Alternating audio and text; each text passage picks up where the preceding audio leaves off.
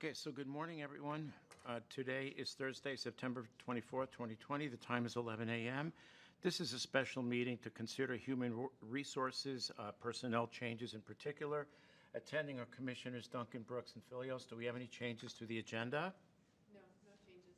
Okay. To me, this is like a flow chart. There's no way I'm going to digest this morning. So from my perspective, I will not consider any request for bonuses irrespective of salary salvage today.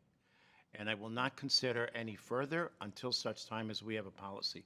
I'm speaking for myself. Help yourselves. Bottom line, folks, I work for the taxpayer. I don't work only for the employees. And everybody's getting a bonus.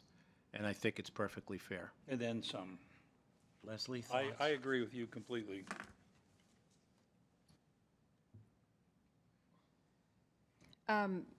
This whole packet was in the HR thing, so I have had time to read it and understand it. So are we not addressing anything on the thing, or just the two bonus items? Okay, I am not willing to address any bonus items. Okay. Fine, I mean, number one's not a bonus issue. And then I do want to make it clear that the $500 equity is not a bonus. It's a one-time stipend to make up for the fact that sworn people are going through the matrix. So That's I true. just want to make that. That's true.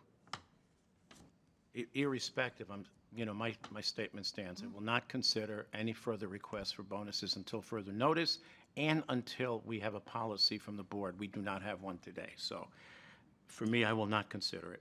Sylvia, can you read what our bonus policy is?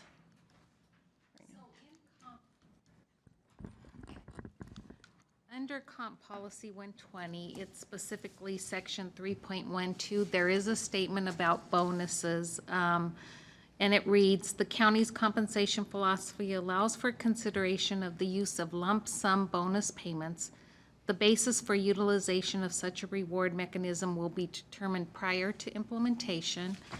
And then, because this came up at the last year when bonuses were given and the large majority got them, there was discussion of how expenditure policy 930 came into play, and specifically to the A budget. And there is that one statement that talks about budgets being appropriated by line item, basically, and that if anybody wanted a change in how things are budgeted, they had to get approval from the Board of County Commissioners. And so that then triggered, just kind of to give you an overview of all this, the personnel matrix guideline, which then we added bonuses for budgeted and non-budgeted bonuses. Okay. And that any of those had to be brought before the board for approval. And that was at the direction of legal, saying, any pay change or adjustments for personnel needed to be approved by the board per statute. Okay. So those are just the three things that we have in place at this point. Okay.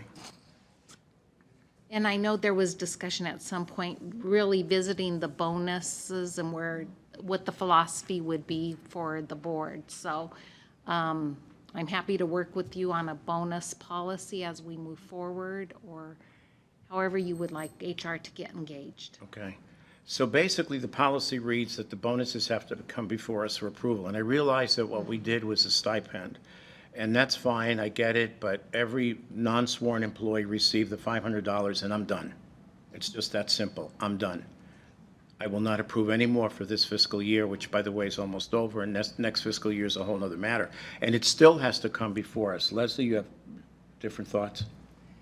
No, I mean, I just want to either address it one by one. So for instance, if number two, you don't want to address that issue, then, and there's two people who don't want to address the issue, then that's fine. Okay. I just don't want to, I don't work that way. I got to go from top to bottom. Okay. So that's what I'm talking about. All right, so then to your point, to be more specific, I'm going to strike item 2, which is the request for bonuses for the public defender. Do I have a second? Second the motion. Bill Brooks, Aye. Commissioner Duncan, Aye. Chairman Philio. Aye, that's stricken. Okay. Let's move, let's go back up to item number 1. Barry, do you want to come forward? I think the memo and the schedule I provided is consistent, well, not quite consistent, but pretty consistent with the numbers that were provided. And do the commissioners have the schedule that was prepared by audit? It's right here. Yeah. So what I'm asking for with the retirement of Barry Black to promote, I think, essentially 4 individuals and hire at an AT3 position effective October 1st, and then provide some increases in salaries for people who are handling cases to pay them more consistently, not as much as others who have been here longer and doing the same kind of work, but at least get them closer to their coworkers who are doing similar kinds of primarily felony work, but also, and then to, because I'm asking to hire at an AT2 level rather than an AT3, I'm asking for the board to convert the AT3 position that was authorized in April of 2021 to an AT4, so I have more flexibility to try to be able to afford an experienced felony attorney, which is really at this point where I'm going to need the help when it comes to April. It's a net decrease, not much of a decrease, but a net decrease in terms of budget, so it's budget neutral at least. If the board wanted to talk about specific employees and the decision-making, I'd be happy to, do that in executive session, but I haven't provided specific names, for that reason. Sure. Okay. What happens if we wait till budget season to address all these changes? Well, it depends on when you would want to do it and when you would, well, let me back up. I guess no effect if you made the changes retroactive to, I guess it would be the 5th of October. So I'm asking for them to be effective, I think either October 1st or October 5th. So, Whenever that pay period starts. yeah, exactly. But the new hire, we would like to bring on October 5th. And so to hire that person into an AT2 position, I would need to have one available. Gotcha. Okay, so was that budgeted for fiscal '21? Yeah, it is the trickle-down effect of Barry Black retiring and promoting people up into higher level positions. Okay, and the AT3 to an AT4 for April, that still remains for April? Correct. Halfway through the fiscal year? Right. Okay. Go ahead. So, okay, so summarize it for us again. So you want to bring in an AT2. Right. Go ahead. Then I want to, since I am using, okay, so let me back up. It would be promoting somebody from a 4 to a 5, To fill Barry's position. Bill Barry's position, Go ahead. promoting from a 3 to a 4, Okay. and then rather than hiring the 3, I would convert that to an AT2.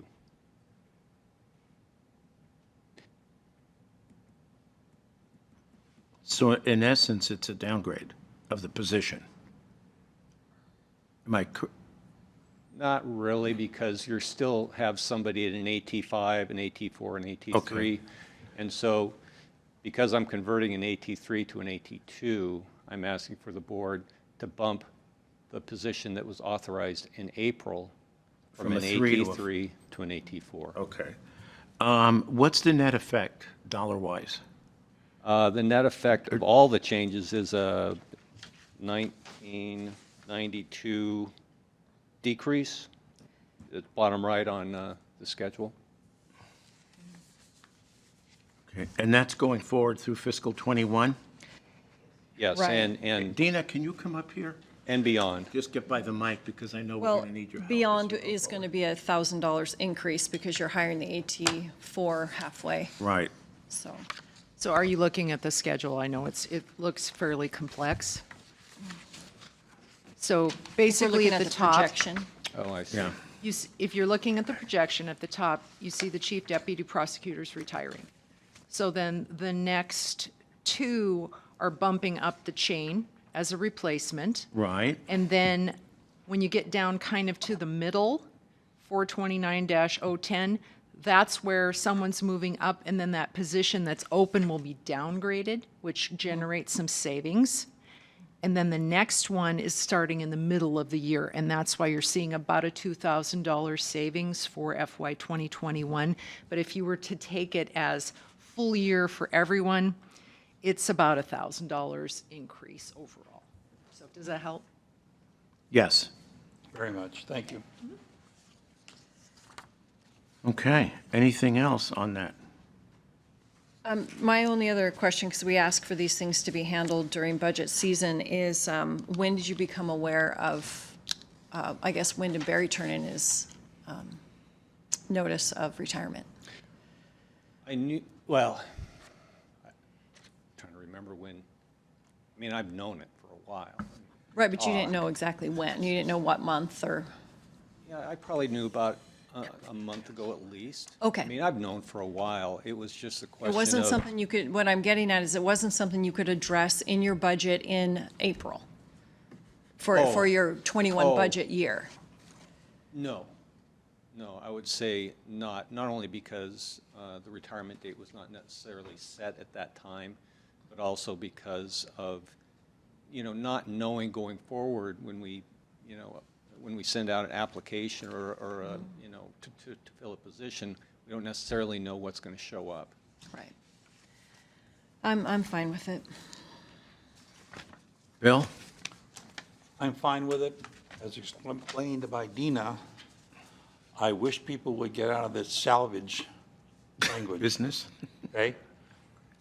We've talked about this for a year now. The average person listening here, when you say salary salvage, they don't know what the hell that means. It means excess salary that we have not used. Is that correct?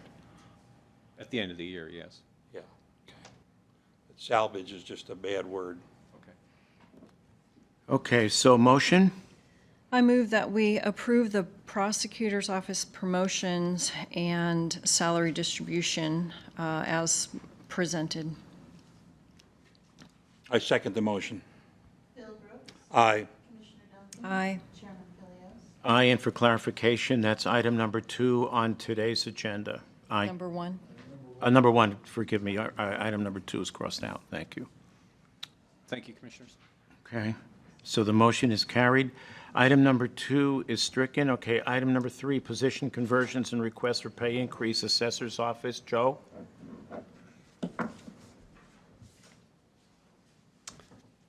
Commissioners, thank you. Joe Johns, Chief Deputy Assessor for the record.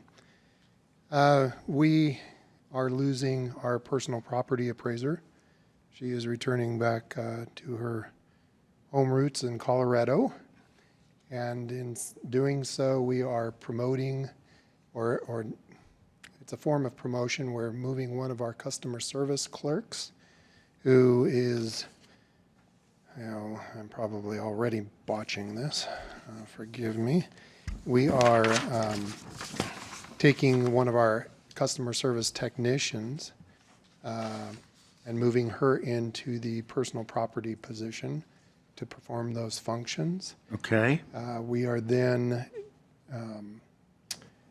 taking that position, the open position that she leaves, and downgrading it for hiring purposes. okay. And then To the explain. other item is as the result of our one customer service person moving to personal property, this person is taking on some additional responsibilities that are going to be vacated with that transition, Okay, as well as we have her scheduled to take on the oversight of our property tax reduction program in this coming year. We're asking for a change in compensation to her.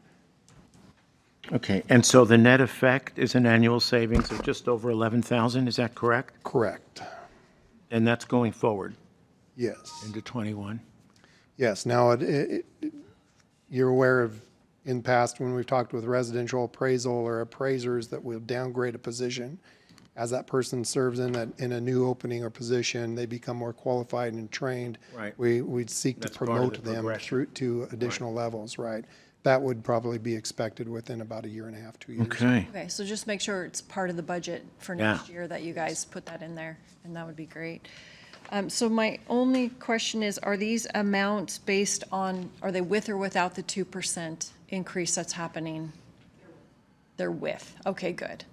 All right. okay. Motion.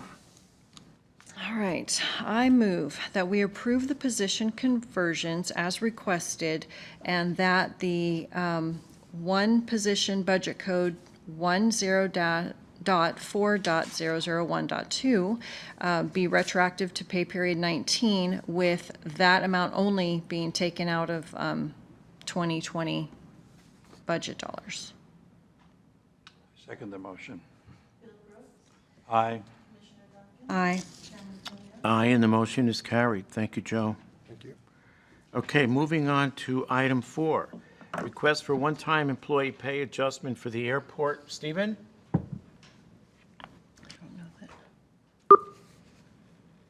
know that Stephen's on. Stephen?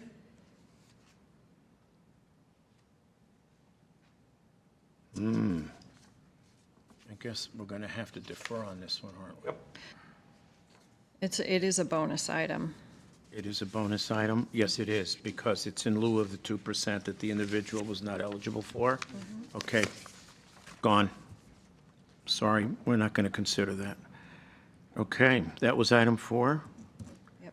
Okay, item 5, request to convert position district court.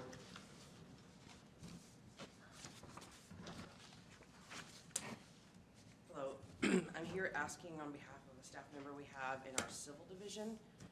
Very recently, our civil division has had an unusual amount of turnover, some because people promoted to higher up and some because someone's relocating out of state. The individual I'm talking about, she's been doing a lot of extra training. When I inquired of her manager, I found out that she had been doing these duties for quite some time, approximately the last 18 months.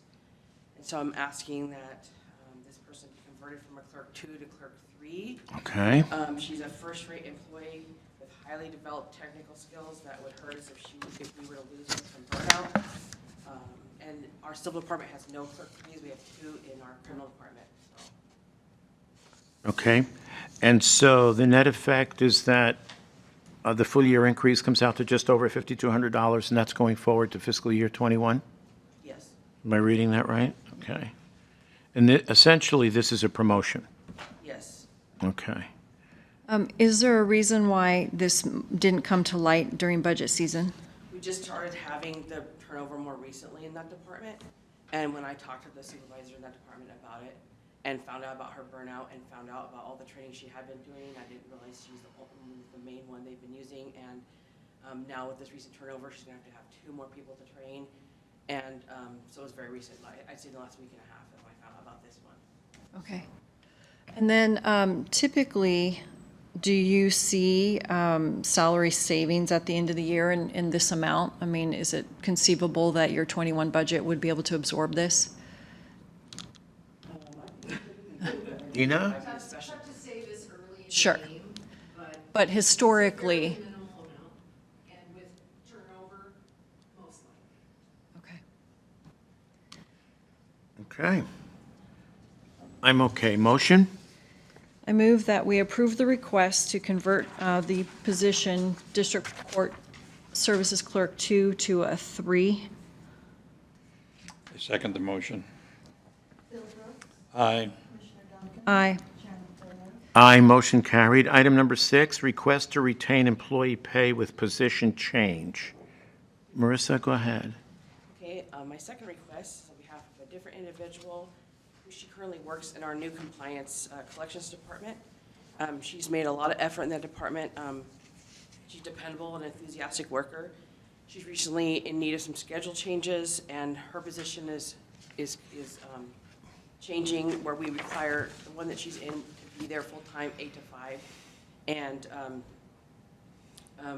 we are in need of temporarily placing her as one of our temp workers. That allows us more flexibility with her schedule and with us.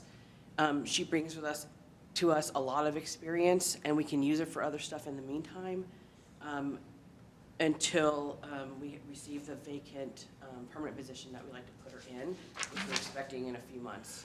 So from a retirement? Okay. Yes. And so we just want to park her in the temp pool, but it will only be temporarily, but I don't want her to lose her pay for those few months. So I just asked to retain her pay. Since she brings us all that experience and will still be helping us with other items. Right, and she's in a position where we don't pay Percy, we don't pay She's- no. benefits, nothing. No, and same thing with the temp. Okay. And I noticed that every week you are always asking for temps for your scanners. So Yes. is this the portion where it's going to come out of? Yes. Okay, Coming out of Yeah. the budget. yeah, Which we have in excess because of we promote them within because of turnover or Right. the various things Right. that happen. so more than likely, based on history, this will be covered. Yes, we Okay. usually have a surplus in the temp budget. Okay, do you have, sorry, just one more. No, go ahead. Do you have people in line to start October 5th or 1st or whenever that is for the new positions that were? We just hired 3 temps, 2 started this week, 1 more starts next week, and then we put this other individual in the 4th position. Probably 1 or 2 of the temps are already going to be promoting To within clerk? because of the openings in civil and community service. Right, I'm sorry, I just meant the clerk positions for the new judges.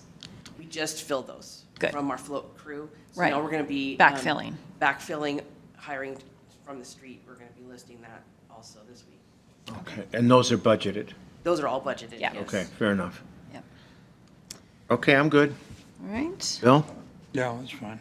I move that we approve the request to retain the employee pay with position change for district court. I second the motion. Bill Brooks, Aye. Commissioner Duncan, Aye. Chairman Salinas. Aye, motion carried. Thank you. Thank you, Marissa. Okay, item number 7, employment practices procedure related to adverse employment actions effective October 1, 2020, Board of County Commissioners. Is this the notation from ICRIMP? Yes, so we already talked about how we wanted to move forward, and what we have is a sample of a way that Yes. we can put it out there. So if the board is okay with it, we can write our own, HR can put out our own memo indicating something similar. So, Darren, did you Hey, ever? Leslie. Hi, did you get the Hi. second letter that you were looking for? The policy from Bonner County? Yes. No. Okay, No, I haven't received that. But I did talk to ICRIMP, to Tim, I lost his last name. I think it's Osborne. And the process is really going to be no different than our current process. So internally, the process, the way it's different is now all terminations and employment actions must go through legal counsel to Carl Erickson, ICRIMP's in-house counsel, and then a decision will be made whether outside counsel will be appointed or not. And there's some more internal stuff on ICRIMP I can share with you later. It's really not important for this meeting, but it's really not that much different than our current process. So I don't think there's going to be too much friction by the other elected officials because it's really not that much different. okay. Would you suggest that we send out this memo?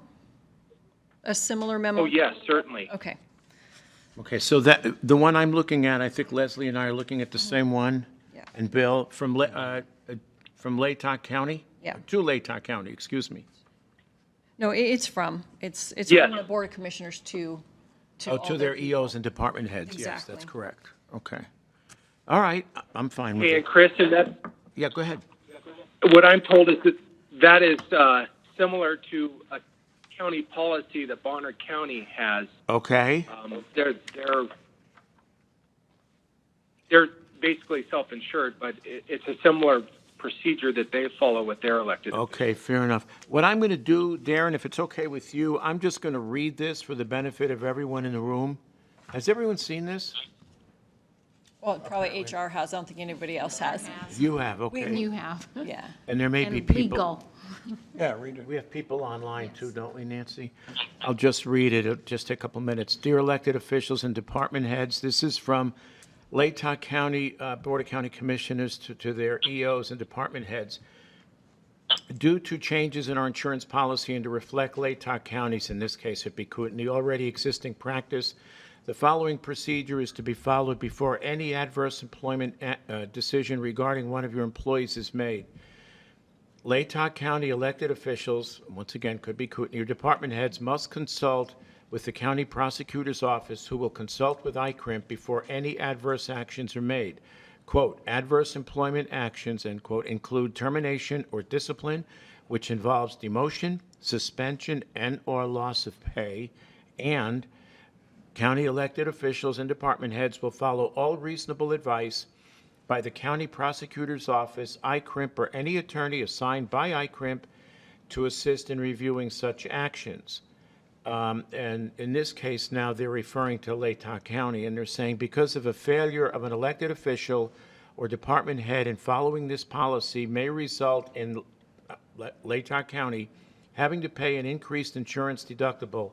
An elected official or department head's failure to follow this policy may result in any increased deductible being charged against the elected official or department head's budget, in addition to other consequences as determined by the Board of County Commissioners. Thank you for your continued dedication to, in this case, Latah County, and for your diligence in actively reducing any potential exposure to liability. So, big deal. So touching on that deductible thing, because this was kind of a change after our budget had been set, there is no deductible money in Our budget. in HR's budget. So it would, at this point, have to come out of elected official or department head budgets if they chose not to do this way, so. Bottom line, before you take adverse action, you better be speaking to an attorney and then taking their advice with regard to ICRIMP's involvement over and over again. Okay? Are we okay with that? Do we need a so motion? I don't think we need a motion, just HR to come forward with our own language. And I'll Thank- work with Nancy, so then she can get your signatures. Okay, yeah, Thank you. thanks. Okay, moving on. Item 8, fiscal year 21 salary increases, updated employee list and revisions, HR. A few weeks ago, we presented a schedule to you of our 800 and some employees for their 2% or their 1.8% COLA, or any adjustment to the minimum of their grade, whatever was appropriate for each employee. And, you know, everything moves, continues to move throughout that process. So we've had a few new hires. We've had staff that have moved through their, on the sworn officer matrix to their various certification levels. Detention deputies were allowed to move in their steps. So a lot of that has been moving, and those changes have been made. So the latest schedule that lists about 31 employees reflects those kind of changes. We did find a discrepancy with 2 sworn officers that were capped at 5%, and our original list had more of an increase than was appropriate. That was brought to our attention, so the schedule is putting them where they should be. Okay. So it's just essentially the moving parts that we weren't able to collect on the last schedule. Yes, And figured into the fiscal 21 budget. yes. Okay. Motion? I move that we adopt, include, approve the updated employee list and revisions. I second the motion. Aye. Aye. Aye. Motion carried. Item number 9, personnel matrix guidelines, HR. Sylvia? All right, yes. So what you have before you is a personnel matrix guideline. We've looked at this pretty much regularly based on needs. And for this go-round, HR found is that we needed to add a couple more items to the status change type listing, and that was employee overlap for positions. And what we're indicating is we would need an auditor's projection. It needs to come before an open meeting and potentially executive session, and then it gets put on the consent calendar. The other item we added is position conversions. And Yeah. again, that would require auditor's projection, BOCC meeting with possible executive session, and then consent calendar. Got it. So those would all come before you. We alphabetized the list instead of the way it was before. I think it'll be easier for people hopefully to find their specific topic. And we've also made it effective October 1st. And in the last matrix guideline, it would have been the yellow highlighted note. Yeah, I see that. This was being fiscal year 20 out of cycle personnel requests and bonuses are suspended. What I've done for the October 1, 2020 proposed guideline is remove the fiscal year indication that it's just a philosophy that the board doesn't want to see out of cycle requests, but that leaves it open for the department that if something comes up that's compelling and you need to request something, what we're directing departments and elected officials, well, elected officials can come forward, but department heads to go to their liaison and indicate whether they can bring it forward. They let us know, I've talked to my liaison, they've approved for me to bring this to an HR meeting if it's something outside the norm. So those are the changes. I've had Darren and Dave look at it and they had no comments for the changes and they were fine with it. Okay. When you talk about employee overlap, you mean where, are you talking in terms of function or pay? Basically, it's, what you're doing is putting one person into the same position at the same time for cross-training. So say someone, and maybe Kim could address it probably better because she deals with it more. So typically, it's utilized or asked for if there's a retirement and someone has a longstanding knowledge base within their department, and there really truly is a need to do an overlap training with the person they're replacing. That's typically when it comes before you. Okay. Yeah, this year alone, I think we've done it 2 or 3 times. I think the Yes. auditor was one Correct. time where you Yes. had this, 20-something-year employee, and we wanted to bring someone on so they could cross-train, and IT, we did that as well. Okay. Yeah. Und- So, go I'm ahead. sorry, did No, no, Dina, go you ahead. want to speak to something on this? Questions. I just wanted to add from a budget standpoint, you're going to get this new matrix, and every time that there's a change mid-year, you know how that affects the budget. It escalates. So then when we open the budget, then all of those mid-year changes pop up. And not only do you have your base number from what we approved this year, but then you have all these extras that start your baseline higher than you did from the last budget. So something to consider is we passed the budget at the end of August, and we opened the budget in early February. So if the board wanted to consider thinking about maybe just having a moratorium on anything extraordinary or new during that time period, it's such a short time period. And usually there's some kind of a COLA or a raise or something that happens in October. So everybody taking a breath until the next budget season, unless, of course, things come up and there are emergencies and things happen, but it protects your budget from getting overly inflated right out of the starting gate. So is that the window within which the amended budget occurs? Is that it? Right, so you passed the budget in August, and then all of those increases were just sitting in a pool, and we move those into the employees. So everybody starts out, if you have your raises start at the beginning of the October, fiscal year, so everybody's starting out with their increases, and then you have the first quarter, which ends in December. And then January, we start looking at the budget, and then in February, we open the budget and people start preparing their budgets and their requests. So it really is a short time span Okay. where, maybe certain kinds of changes you just don't want to think about for that period of time, just to protect the budget from inflating. So just something to consider as a matter. Okay. Thank you. All right, then. So we don't need to, Do we need to adopt the matrix or anything? we need to adopt the matrix, so we need a motion. So I move that we adopt the personnel matrix guideline effective October 1st, 2020. I second the motion. Aye. Aye. Aye, and the motion is carried. Final item number 10, correction to the grade for Parks and Waterways Heavy Equipment Mechanic, HR. Hi, I'll be handling this one for the record, Kim Van Slate.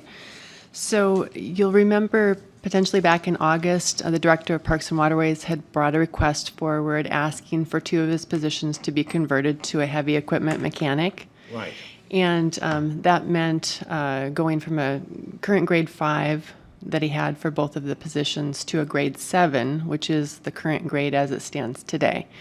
However, when we went back and looked at the paperwork, we had done a reclassification for solid waste during the budget process, moving heavy equipment mechanic to a grade 8.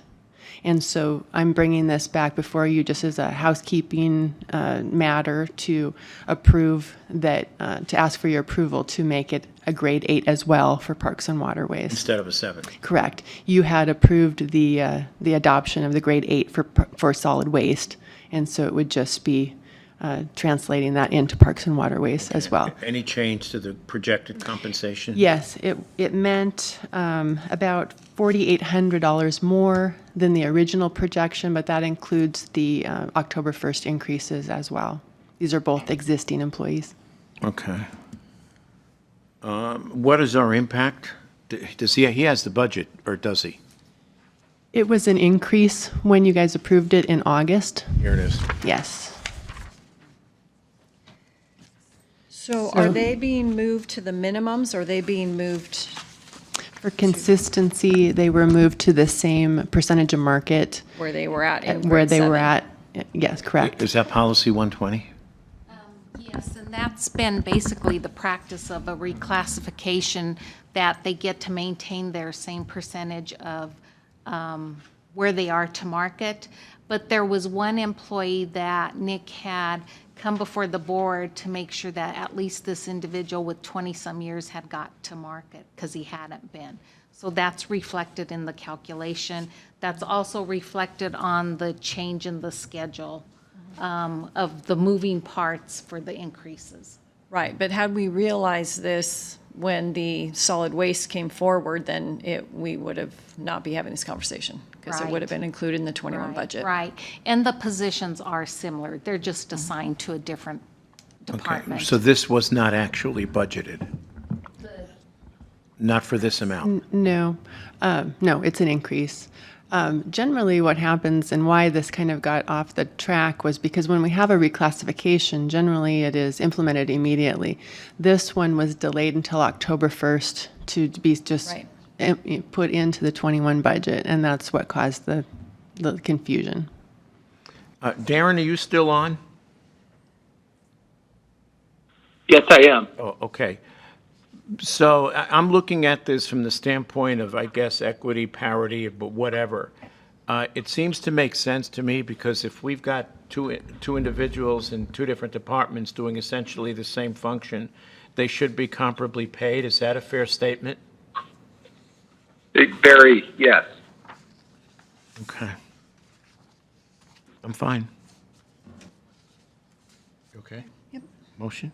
I move that we adopt the grade 8 for the Parks and Waterways heavy equipment mechanics. I second the motion. Aye. Aye. Aye, and the motion is carried. Public comment? Hearing none, the time is now 11:41, and this meeting is adjourned. Thank you, everyone.